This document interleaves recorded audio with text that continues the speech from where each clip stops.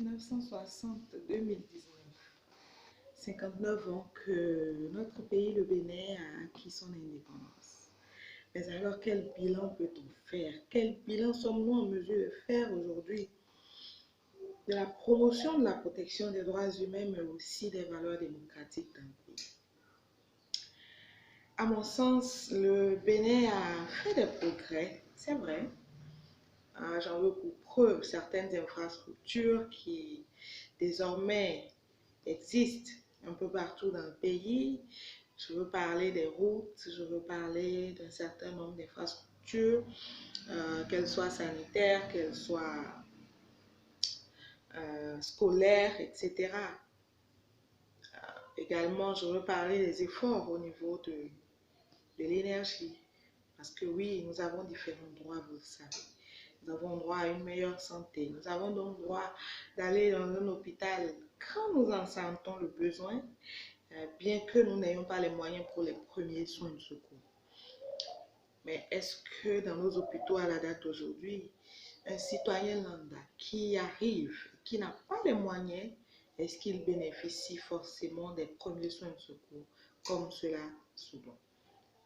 Est-ce que les fonds réservés, la cagnotte dédiée aux personnes indigentes est toujours réalité dans notre pays? Si oui, quel est son état?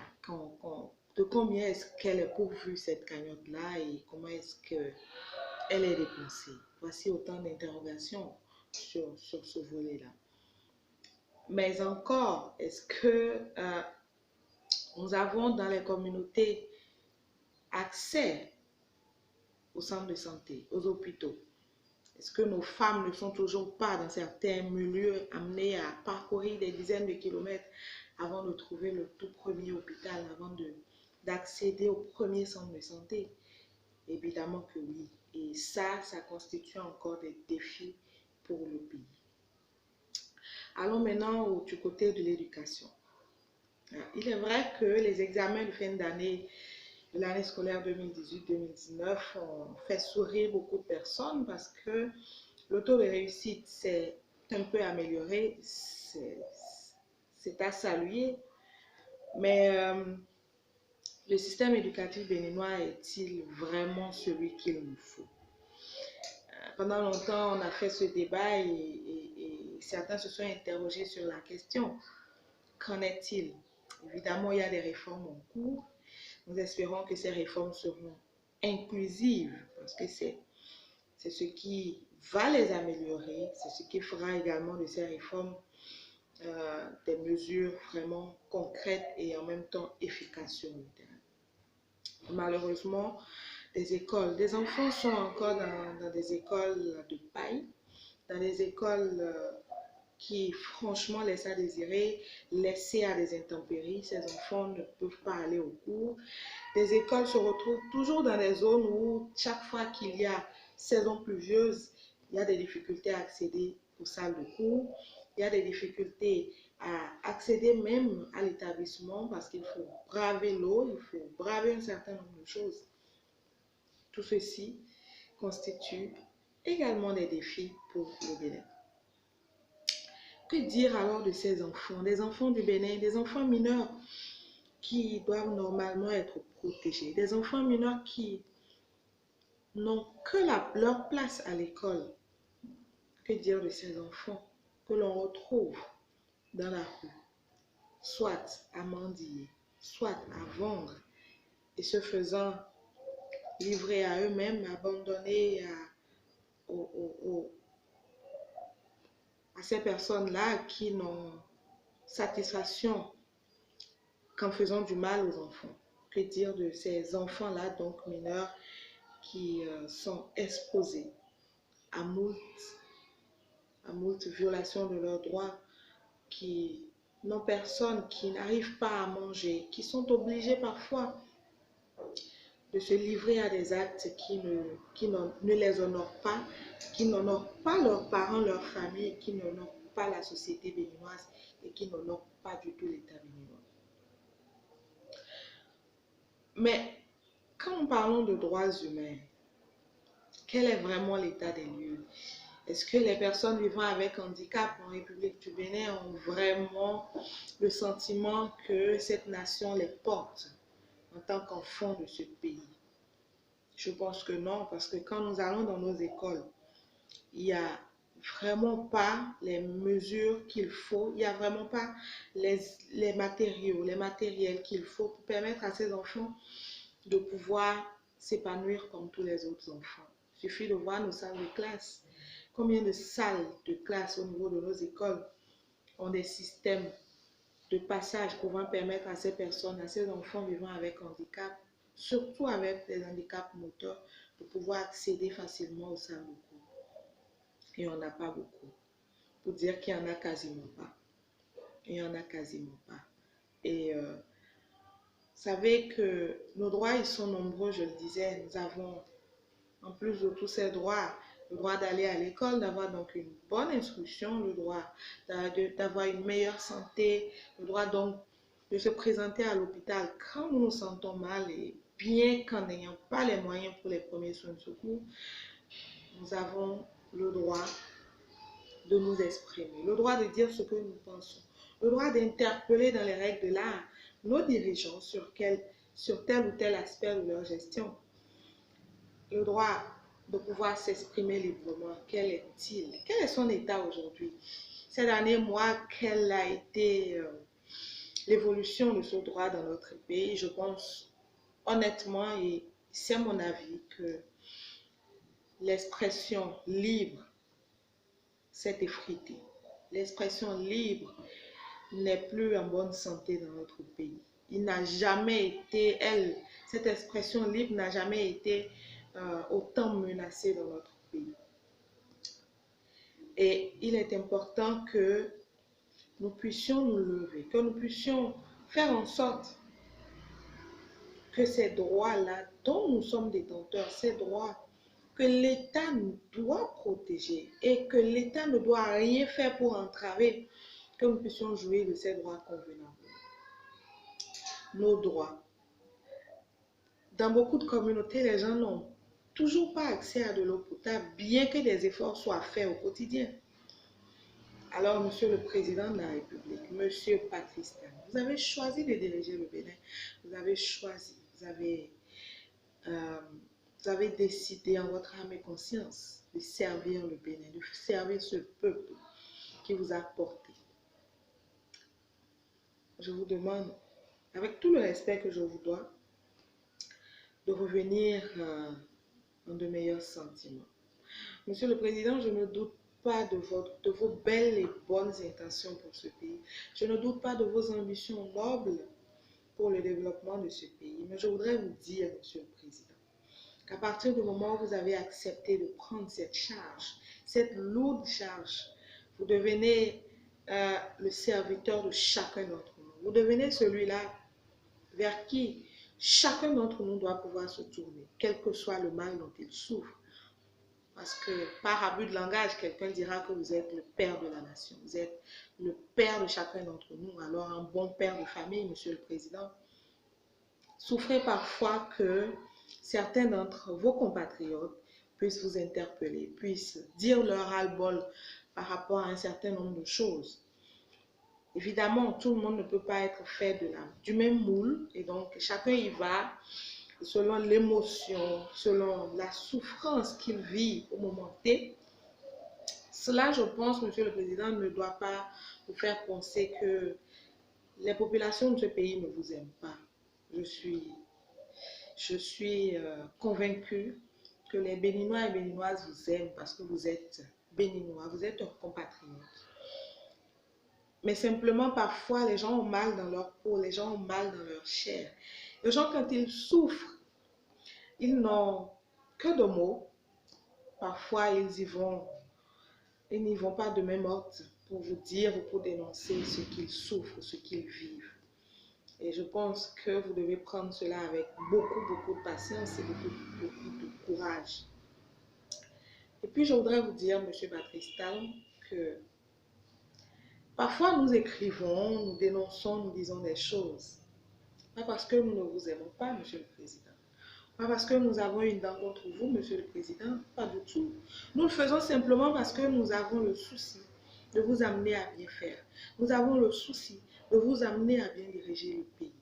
Parce que le Bénin, ce n'est ni votre propriété privée, ni votre bien privé. Le Bénin, c'est notre patrimoine commun. Et nous n'avons pas le droit de vous laisser, quand nous sentons aller dans le décor, notre devoir et notre responsabilité, c'est de tirer la sonnette d'alarme. C'est de pouvoir vous dire, Monsieur le Président, ce chemin que vous empruntez, il ne nous semble pas du tout bon. Évidemment, nous sommes d'accord que vous avez le droit de penser, de prendre une certaine orientation. Mais souffrez que nous également, nous ayons ce droit-là de vous dire ce que nous pensons quand nous le souhaitons. Bien sûr, dans les règles de l'art. Parce qu'au-delà de tout, vous êtes une personnalité et nous vous devons du respect.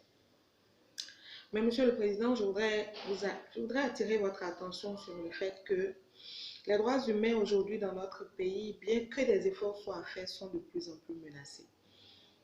Je voudrais souhaiter qu'en cette belle journée de commémoration de notre accession à la souveraineté internationale, que vous puissiez prendre la mesure des choses, que vous et toutes les personnes qui vous entourent puissiez prendre réellement la mesure de la situation.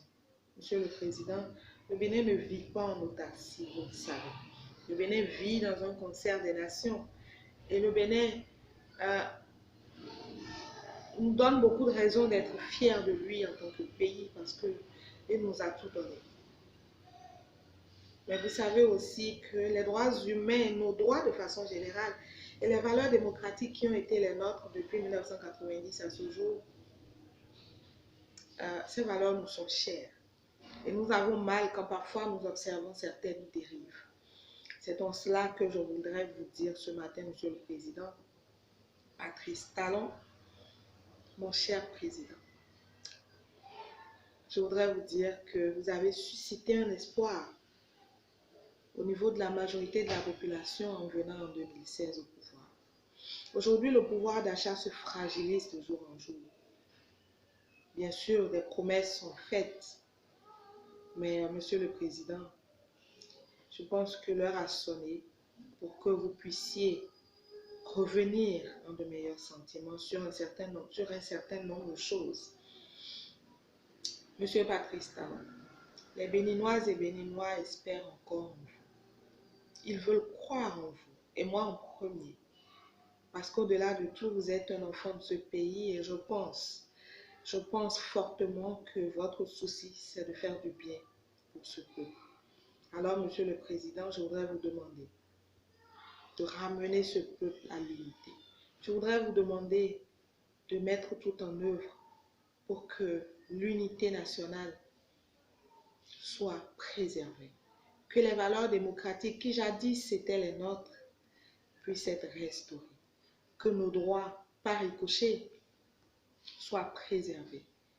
Ce qui s'est passé dans ce pays les 1er 2 il y a quelques semaines et dans une partie de notre pays ne nous honore guère, Monsieur le Président. Ce qui s'est passé a menacé et continue de menacer la paix, la cohésion nationale qui nous a toujours caractérisés. Nos droits ne seront jamais protégés, ne trouveront jamais un terreau fertile tant qu'il y a des tensions, qu'elles soient concrètes, ouvertes ou qu'elles soient cachées. Nos droits ne seront jamais bien lotis tant que la paix sera menacée. Monsieur le Président, nous n'avons que cette nation, nous n'avons que le Bénin. Nous n'avons pas deux nationalités, nous sommes Béninois et Béninoises. Alors, vous, Monsieur le Président, je m'adresse particulièrement à vous parce qu'aujourd'hui, vous êtes le premier, vous êtes celui qui a tous les leviers. Je voudrais vous demander de tout mettre en œuvre pour que ce pays se réconcilie avec lui-même, pour que ce peuple se réconcilie avec lui-même, afin que vos efforts, les efforts que vous faites de façon positive au quotidien, puissent réellement porter leurs fruits. Parce qu'autrement, vous aurez fait tout ça pour rien. 59 ans aujourd'hui, il y a eu des précurseurs, Monsieur le Président, relativement à la démocratie que nous avons connue et dont vous avez pris le flambeau. Il y a eu des précurseurs. Vous, certains qui vous ont soutenu ont été des précurseurs aussi. Alors je pense qu'il est de bon ton que vous puissiez, ensemble avec toutes ces personnes qui vous entourent, faire en sorte que ce pays puisse redevenir le modèle démocratique qu'il a toujours été et que la fierté que nous éprouvons quand nous sortons du Bénin, cette fierté est mise à mal depuis quelques semaines, quelques mois, puisse être restaurée, Monsieur le Président. Je vous souhaite une très bonne commémoration, je vous souhaite une bonne santé, une meilleure santé au jour le jour et je souhaite que vos actions, que je présume nobles, que j'espère dans l'intérêt du peuple, puissent réellement se faire, mais dans l'inclusion totale, Monsieur le Président. Une seule l'hirondelle que vous êtes, jamais ne pourrez faire, vous ne pourrez faire le printemps à vous tout seul. Et parfois, on a l'impression de prendre le bon bout, mais c'est important d'écouter les autres. C'est important de les entendre et de se remettre en cause. Alors, joyeuse commémoration à toutes et à tous, enfants du Bénin, debout, debout pour nos droits, debout pour un Bénin rayonnant, rayonnant, pour un Bénin qui donne à manger suffisamment à ses fils et à ses filles, debout pour un Bénin dont les valeurs démocratiques sont restaurées, debout pour l'unité nationale, debout pour propulser en avant ce pays qui nous a tout donné. Très bonne journée donc à toutes et à tous et au travail et encore une fois au travail pour que nos droits soient définitivement mieux lotis.